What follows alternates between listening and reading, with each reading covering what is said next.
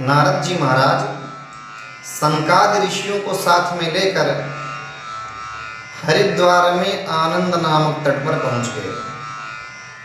बड़ा ही रमणीय स्थल है। प्रकृति की छटा वहां पर प्रकाशित होती है। वृक्ष सब हरिता सुसंपन्न है। सिद्धजन वहां निवास करते हैं। पशु पक्षी अपने बैर भाव को बिसरा कर वहां निवास करते हैं। सुंदर बालुका बिछी हुई है। नारद जी ने उसी बालुका में एक व्यासपीठ का निर्माण किया और उसमें सनकादि ऋषि विराजमान हुए। यह बात देवताओं को, ऋषियों को पता लगी कि नारद जी कथा का अनुष्ठान कर रहे हैं, तो सब जो बैरागी हैं वो अपने समाज के साथ एकत्र होने लगे।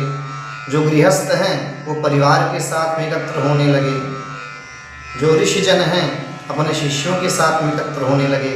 स्वर्ग से, ब्रह्मलोक से देवता जन अपने अपने स्त्रियों के साथ में आकर एकत्र होने लगे। भृगुर्वसिष्ठश्च वनश्च गौतम मेधातिथिर्देवल देवरातौ रामस्तथा गाधिसुतस्य शाकलो मृकण्डपुत्रात्रिज पिप्पलादाः। भृगु जी महाराज, वशिष्ठ जी, अंगिरा, अत्रि, विश्वामित्र, शरद्वान, जितने ऋषि हैं मनस्वी यशस्वी, सब वहां पर एकत्र होने लगे। आकर पंक्तिबद्ध बैठ गए। व्यासपीठ पर विराजमान सनकादि ऋषि कथा का मंगलाचरण कर रहे हैं। कहते हैं नारद जी, जो अपने जीवन का कल्याण चाहता है वह नित्य प्रति भागवत जी का एक श्लोक का पाठन करे। अगर एक श्लोक का पाठन नहीं हो पा रहा है तो श्लोक का आधा ही पाठ करे। आधा भी नहीं हो रहा है, श्लोकार्धं श्लोकपादं वा नित्यं भागवतोद्भवम् पठस्व सुमुखेनैव यदीच्छसि परां गतिं। यदि परम गति की इच्छा प्राप्त करना चाहते हो तो श्लोक का आधा नहीं तो तीहा और तीसरा भाग नहीं तो चतुर्थ भाग व्यक्ति को पाठ करना ही करना चाहिए। और नारद जी, जिसको श्लोक का चौथाई भाग भी पढ़ने के लिए समय नहीं है तो वो फिर कौन है? उसके लिए मैं नहीं कुछ बोलूंगा, देवता जन उसे क्या कह रहे हैं सुनो। आजन्म मात्रमपि न शठेन किंचित चित्तं विधाय शुकशास्त्र कथा न पीता। चित्तं विधाय शुकशास्त्र कथा न पीता। वह कौन है? चांडालवच्च खरवाध्वततेन नीतम् मिथ्या स्वजन जननी जनि दुख भाजा। जिसने इस मनुष्य जीवन प्राप्त करके अपने जीवन में चित्त को एकाग्र करके माधव की मधुर लीला का श्रवण नहीं किया है, उसका जीवन व्यर्थ है। नारद जी, वह चांडाल के स्वरूप में है। वह गदहा है जो भगवान की कथामृत का रसास्वादन नहीं करता। उसका जन्म व्यर्थ है। ये मैं नहीं, ये आकाश में बैठे हुए इंद्रादिक देवता कहते हैं। मेवं वदन्ति दिव देव समाज मुख्या, जो देवताओं के मुखिए हैं इंद्रादिक देवता, वे इस प्रकार कहा करते हैं। नारद जी, आपको आश्चर्य नहीं करना है, जिस उद्देश्य के लिए आप कथा करा रहे हैं ना, उनको निश्चित रूप से कल्याण होगा। क्योंकि यह साक्षात भागवत की पोथी जो हमें दिख रही है, यह भागवत की पोथी तो अवश्य दिख रही है, लेकिन यह भागवत की पोथी नहीं है। ये साक्षात भगवान श्री कृष्ण की वाग्मयी मूर्ति है। जब भगवान इस धराधाम से अपनी लीला का संवहन करके क्षीर सागर वैकुंठ जाने लगे, तब उद्धव जी महाराज ने हाथ जोड़कर भगवान से प्रार्थना की, प्रभु आप तो चले जाएंगे, लेकिन जो आपके भक्त हैं वे किस प्रकार से इस संसार में रहेंगे? आपके विरह में सब प्राण त्याग देंगे। तब भगवान ने कहा, उद्धव जी आपको चिंता करने की आवश्यकता नहीं है। मैं सागर में तो जा रहा हूं, लेकिन इस बार क्षीर सागर में नहीं जा रहा हूं। तो कहाँ जा रहे हैं प्रभु? इस बार श्रीमद् भागवत रूपी सागर में जा रहा हूं। तो भगवान श्रीमद् भागवत रूपी सागर में प्रवेश कर गए। नारद जी, यह साक्षात भगवान का वाग्मय स्वरूप है। नारद जी सुनकर प्रसन्न हो रहे थे और सनकादि ऋषि भागवत की महिमा का गायन कर रहे थे। उसी समय भक्ति महारानी अपने पुत्रों को यौवन सुसंपन्न हुए ले करके और छम छम करती हुई भरतनाट्यम करने लगी, भगवान के नामों का जय घोष करने लगी।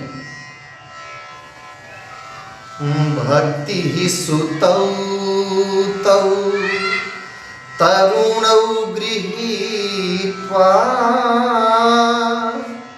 प्रेमैक रूपा सहसा विरासीत। श्री कृष्ण गोविंद हरे मुरारे, श्री कृष्ण गोविंद हरे मुरारे, श्री कृष्ण गोविंद हरे मुरारे,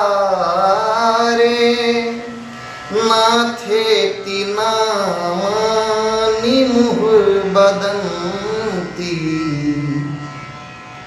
भक्ति महारानी छम छम करती हुई भगवान के नाम का संकीर्तन करती हुई अपने यौवन सुसंपन्न ज्ञान और वैराग्य को लेकर पहुंच गई, प्रकट हो गई। कीर्तन करते हुए श्री कृष्ण गोविंद हरे मुरारे, हे नाथ नारायण वासुदेवा, जो बहुत ही अच्छा संकीर्तन ये प्रचलित है, रविंद्र जैन जी का गाया हुआ। श्री कृष्ण गोविंद हरे मुरारे, हे नाथ नारायण वासुदेव, श्री कृष्ण गोविंद हरे मुरारे, हे नाथ नारायण वासुदेव। ये कीर्तन जो प्रचलित है, ये भक्ति महारानी का ही गाया हुआ संकीर्तन है। उसके बाद फिर इसका प्रचलन हुआ तो भक्ति महारानी अपने ज्ञान वैराग्य पुत्रों को लेकर और पूर्णतः स्वस्थ हुए पुत्रों को देखकर भक्ति महारानी गदगद भाव से आकर वहीं प्रकट हो गई। सब देखे तो आश्चर्यचकित हो गए, अरे ये कहां से आ गए? कोई स्थान भी नहीं है आने के लिए, चारों तरफ से लोग बैठे हुए हैं, ये कहां से प्रकट हो गए? तो सनकादि ऋषियों ने कहा, आप लोगों को आश्चर्य करने की आवश्यकता नहीं है, मैं जानता हूँ ये कौन है और क्यों आई हैं। ये साक्षात भक्ति महारानी हैं और इनके साथ में ये जो दो पुरुष दिख रहे हैं, ये साक्षात ज्ञान और वैराग्य है और ये कहीं से आती जाती नहीं है, ये भागवत जी के अर्थ से प्रकट हो जाती हैं। ऐसा सनकादिकों ने परिचय दिया। सब बड़े प्रसन्न हो गए। भक्ति महारानी ने कहा, मैं इस कलिकाल में छिन्न भिन्न हो गई थी, लेकिन हे तपोधनों, आपने हमें पुनः से सिंचित करके और नवीन कर दिया है। अब बताओ मेरा स्थान कहाँ है? सब लोग तो बैठे हुए हो, भगवान के नामों का संकीर्तन कर रहे हो, भगवान की कथा का पान कर रहे हो, पर मैं कहाँ पर बैठूं? तब सनकादिकों ने कहा, देवी आप वैष्णव जन के हृदय में निवास करिए, जिनके भीतर भगवान की भक्ति है, उनके जैसा इस संसार में दूसरा कोई धन्य नहीं है। तो भक्ति महारानी का जो निवास है वह वैष्णव जनों के हृदय में है। जो भगवान का नाम संकीर्तन करते हैं, भक्ति महारानी का उनके हृदय में निवास है, और जिसके हृदय में भक्ति है भगवान भी उन्हीं के पास है। तो भक्ति महारानी वैष्णवों के, भक्तों के हृदय में जाकर के और बैठ गए। इस संसार में जिसके भीतर भक्ति नहीं है नारद जी, वह व्यर्थ है, उसका जीवन व्यर्थ है। और जो निर्धन है उसके जीवन में अगर भक्ति है तो मानिए वो सबसे बड़ा धनवान है इस संसार का। सकल भुवन मध्ये निर्धनास्तेऽपि धन्या निवसति हृदयेषां श्रीहरेर्भक्तिरेका। हरिरपि निजलोकं सर्वथा तो विहाय, हरिरपि निजलोकं सर्वथा तो विहाय, प्रविशति हृदि तेषां भक्तिसूत्रोपनाधा। सकल भुवन मध्ये निर्धनास्तेऽपि धन्या निवसति हृदयेषां श्रीहरेर्भक्तिरेका। हरिरपि निजलोकं सर्वथा तो विहाय, हरिरपि निजलोकं सर्वथा तो विहाय, प्रविशत हृदि तेषां भक्तिसूत्रोपनाधा। सकल भुवन मध्ये निर्धनास्तेऽपि धन्या। धनहीन होकर भी वो धनवान है जिसके भीतर भगवान की भक्ति है। नारद जी प्रसन्न हो गए, हे सनकादिकों, मेरी चिंता आपने दूर कर दी, लेकिन मेरे मन में प्रश्न आ रहा है। क्या आ रहा है नारद जी? इस भागवत जी को सुनकर क्या मात्र भक्ति ज्ञान और वैराग्य ही पुष्ट होते हैं? अन्य पाप करने वाला अन्य जीव क्या पवित्र नहीं होता है? तब सनकादिकों ने कहा, नारद जी